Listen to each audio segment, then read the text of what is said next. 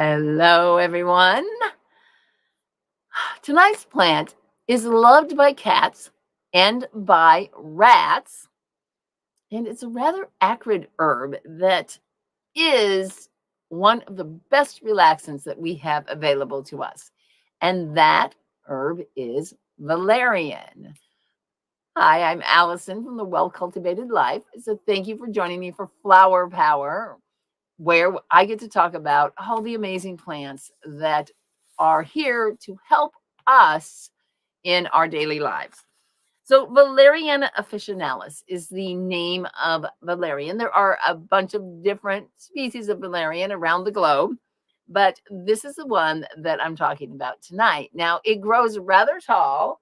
This is a valerian plant where you can't, oops, I've got some wind chimes up here, so you may hear those ringing a few times. This is so tall. It's probably about 6 feet tall. So you can only see the center of the stalk right now, but the top, break this off, is of course dead at this time of the year, but you can see where it had these little clusters of flowers all around on it. And you can harvest the flowers, or the root is most commonly harvested, but it does make a great garden plant. Now, when I first planted this in my garden, I was told, oh, this is a perennial garden heliotrope. And it was not until, I don't know, like 15 years later that I realized, wait, that is valerian. So once I learned valerian, I recognized it in my own garden. Now, it is a nice plant to have in the garden because it has, it seems to have this ability to kind of attract earthworms, and it's also rich in minerals, so it can be composted and put back into the garden to help enrich the soil as well. And like I said, the roots are what is used medicinally, and they have, well, when they're fresh, they're fine, but once they dry, they get a very kind of stinky smell to them. The flowers smell lovely, and this is why it has this nickname of garden heliotrope. It has a bunch of other nicknames too, which is usually an indication when a plant has a lot of nicknames, it means it's been used by humans for centuries. And in fact, there are records going all the way back to Greek physician Pliny having a record of using it in his practice. So some of the other names are Cutfinger, Bouncing Betty, Blessed Herb, Capon's Tail. That's supposed to be. Kiss Me Quick, Good Neighbor, Charity, and Finger Grass. And it was considered sort of a mystic herb during the sort of pre-Christian era and used in a lot of potions, especially love potions. Now, love potions, it's obviously not the root that's being used, must be the flower, because it was said to be very effective at helping to bring people together if they're having sort of a spat, or to stop a fight that might be happening between a couple of people in a pub, for example, just by drinking some valerian juice. Now, I don't know who would have valerian juice on hand, but maybe these fights were common enough that that was kept as part of the stash behind the bar. Now, rumor has it, as I said earlier, both cats and rats like it, and cats supposedly are just as, if not more, attracted to valerian than they are to catnip. And the rats are also attracted to it, and it can be used in rat traps as rat bait should you run into an issue where you need to trap some rats and get rid of them. But one funny piece of lore is that the Pied Piper, who was famous for removing all the rats from the town of Hamelin, was said to have been carrying valerian root in his pocket. So he wasn't such a great musician necessarily. He actually had a special trick, not up his, well, maybe it was up his sleeve or in his pocket. So the flower meaning, again, is this accommodating disposition. And it's something that's just kind of funny when you think about what the plant actually smells like, because it's bad. Okay. Now, valerian is often drank as a tea, a root tea, and you got to be dedicated if you're going to drink it as a tea, because it does smell quite bad. Now, a lot of people will instead make it into a tincture, and that is definitely easy to use as a sleep aid, which is its number one best known use. And it's a relaxing nervine, and it works on our central nervous system. It helps the brain and the spinal cord in a very interesting way. A lot of studies have been done on valerian because people want to be able to sleep better, right? And so what it does is it depresses the activity in the central nervous system. And let's what it does is there is this neurotransmitter called GABA, which you may have heard of. It's gamma aminobutyric acid. And this can be stimulated, its activity can be stimulated or reduced. And what it does is it actually goes in and kind of blocks the communication between the nerve cells. And when that happens, that's going to cause the firing of the nerve cells to slow down. And this is why it has such a calming and relaxing effect. Because when we're stressed, everything is working overtime. And so when GABA comes in and kind of blocks the ability, it's going to slow the whole thing down. And when we slow down, we feel safe. And when we feel safe, we can relax. And when we can relax, we can fall asleep. So this is valerian's secret ability, is to work with actually helping GABA do its job much better. Now, it's also important to know, that people that have really strong anxiety disorders, they are seen to have a reduced activity of GABA. So this is definitely been proven by a lot of different kinds of studies. Now, some people will actually be stimulated by valerian.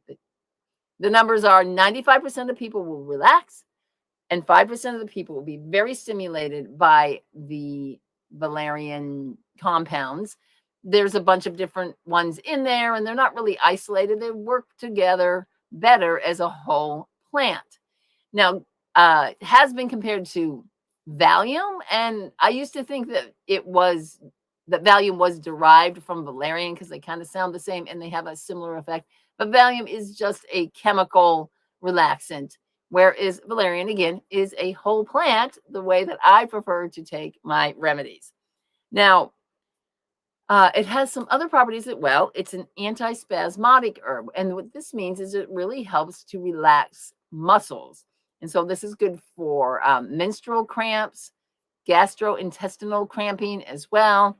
And also can be put into a cough syrup as one ingredient that helps to relax the bronchial passageways. And that just keeps the cough from happening as much. It also has some pain relieving properties. And it's usually best used when there's a lot of tension associated, like migraines or rheumatoid arthritis. And one nice way to use valerian for, and probably along with some other herbs as well, is in a nice soak. And that's really nice for the rheumatic pain. And another awesome use of valerian is that it has a tonic effect on the heart. And particularly, it helps with high blood pressure. And it's often combined with hawthorn berries and can help with not only just the high blood pressure, but also irregular heartbeat. Now, heart medications are important. And once again, I'm going to say in this show, do not go just grabbing a whole bunch of herbs if you are taking a lot of heart medications, because they are potent and they can interact, especially with heart medications. There seems to be a lot of interaction there as well. So make sure if you're on a medication, you want to check that out first before you start using something like valerian, which is going to be able to help the heart. But if you're not, you can look into a hypertension formula. This is from Kat Mayer's Energetic Herbalism. I love that book. And she combines it with linden flower, motherwort, chickweed, and dandelion, plus the valerian, and I would probably throw some hawthorn berries in there as well, and can be made into a tea that you can take as a tonic. Tonic meaning you're taking it on a regular basis so that it's got a more nourishing and healing effect. Now, I also saw that some people make it into a salve, and if it's relaxing, especially for muscle relaxation, you could put it on anywhere that was tense. If you had cramps, period cramps, you could probably rub it on your stomach, and that would go in that way as well. Now, again, the roots are usually used for this, but you can also collect the flowering tops when they're in their prime. Not these. And in fact, let me show you a quick picture of a valerian. Let's see. There it is. This is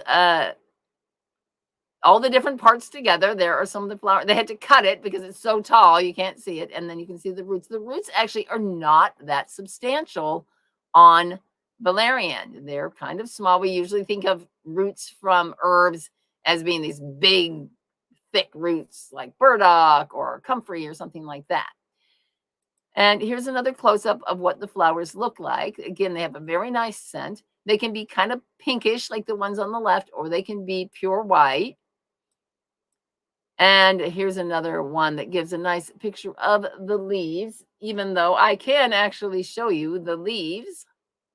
Those are still doing well. Have these compound leaves like this. And there's not a lot of them up along the stalk. Now, this particular plant, oh, there goes the, has a huge rosette of leaves down at the bottom. I had to dig this up because it was growing in a weird place. And you can see here, the still kind of wet from getting hosed off, and it was raining today. You can see that the roots themselves are quite fibrous. It's not a big taproot, so you're going to need a fair amount of root in order to make a lot. Oh my gosh, my desk is covered with dirt, but that's all right. Dirt is good for you. So I have made the flowering tops into a cordial, which is just more for sipping. You might put in some brandy instead of like 100 proof vodka or something like that. And if you need a milder version of it. Okay, so on to the flower essence. Valerian flower essence, what it does, it helps to, think about the actual herbal action. So it's a similar action a lot of times with the flower essence. And in this case, what it does, it brings us into what is happening right now in a good way. It does this in two ways. It helps us remember, like, okay, I'm not the stressed out executive. I'm not the harried mother. I'm not the truck driver, fighting traffic. I am a being filled with light. And by remembering that sort of important soul core aspect of ourselves, we can come out of all the things happening out there and just say, you know what, it's going to be okay. Everything's going to be okay. We can put that as our focal point. The other way it helps is to bring us by just really focusing again on what is happening in a panic situation. We can come down and feel safe once again, which allows us to, once we let go of the thoughts that create stress, we can now realize that we are in general safe in the moment. And Blackwing Essences has this to say. She says it takes the edge off and it reminds me to lower my voice, my actions, my shoulders, and my attitude. So I thought, well, that sounds like a good sort of recorrection that you might need in a case of a sort of a stressful situation. Now, the oracle card for today is from the herb. Oh, I forgot to show you. There's another close-up of the roots. Is from the Earth Crafters, not the Earth Crafters, the Herb Crafters Tarot deck.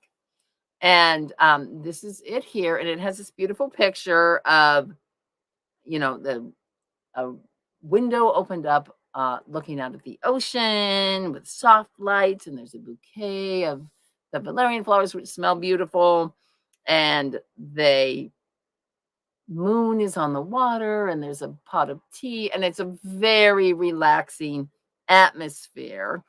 And what the card is talking about is how things seem unsurmountable a lot of the times, and it's because when we keep going and going and going, we don't allow ourselves to regain our strength. So the words on the card are seek the depths of rest.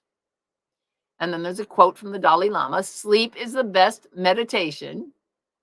Relax, recover, and recuperate. And again, this is the Herb Crafter's Tarot by Joanna Powell Colbert and Letitia Guthrie. Herbcrafterstarot.com if you want to get a deck. They're just really awesome. And it has a lot of cool herbal information even on the cards themselves.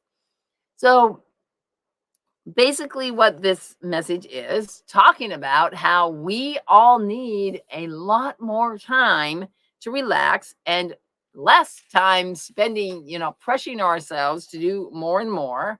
And frankly, it's no wonder that we're all just exhausted and depleted, and our adrenals are going crazy, and our thyroid isn't functioning. And most people do not get a good night's sleep on a regular basis. So we are always trying to control everything all of the time. So Valerian is a remedy for our time, our overdoing time, where it really isn't, we don't allow ourselves to rest, relax, and rejuvenate. And so with Valerian, we can kind of get a message from Valerian without necessarily taking the remedy itself. And the message is, it's time for some R&R. It's time to allow yourself to rest and recuperate. And we know this, right? We know we need to have self-care and take time for ourselves, but we really push ourselves very hard. So Valerian's giving us a message tonight. It's saying, slow down, rest and rejuvenate, and just allow yourself this, what we think of as a luxury, but it's actually a necessity, so that we don't feel depleted just from our normal life. So if this is ringing true for you, you need to take a little time for yourself. Now, that's our message from Valerian tonight. Thank you for joining me for Flower Power Live. And if you're watching on YouTube, be sure to like and subscribe. And if you are watching this on October 10th, I am going to be running another live challenge coming up this week, the 12th through the 14th. It's called the Herbal Kitchen, the Herbally Inspired Fall Kitchen, where I'll be showing you how to make things like cough syrup with Valerian and all of the different preparations that you should be thinking about now in preparation for winter ills that we know are going to come and hit us. So if you're interested, you can go to herbalkitchenchallenge.com and sign up for that. If you're already in my Herbally Inspired Facebook group, it's all going to be happening there. And you can just check that out and join on in starting the 12th. So have a great night, everyone. Take care.